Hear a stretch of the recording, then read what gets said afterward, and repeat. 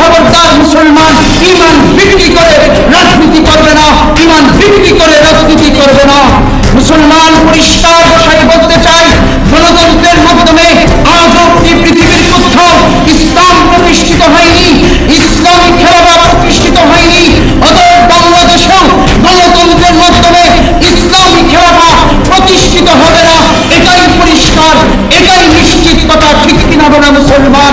তবে আশার আলো শোনাতে চাই, বাংলার মানুষ বিপ্লব করতে শিখে